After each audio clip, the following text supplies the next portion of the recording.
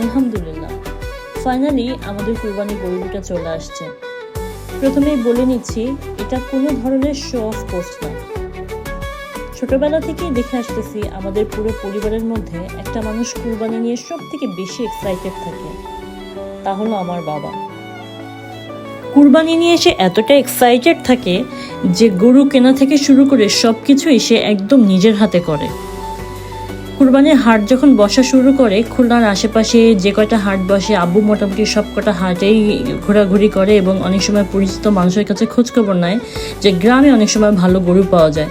তো এই দুইটা গরু আসলে হাট থেকে কেনা না, এটা গ্রাম থেকেই কেনা। 15 দিন আগেই আব্বু এবং আমার বোনের জামাই ওরা যে গরুটা কিনে রেখে আসছিল, আজকে ফাইনালি গরুটা বাড়ি নিয়ে আসছে।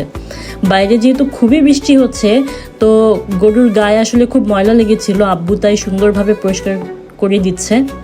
এরপরে ওদেরকে সুন্দরভাবে খাওয়ানোর পরে একটা পরিষ্কার শুকনো জায়গায় ওদেরকে থাকার ব্যবস্থা করে দেবে।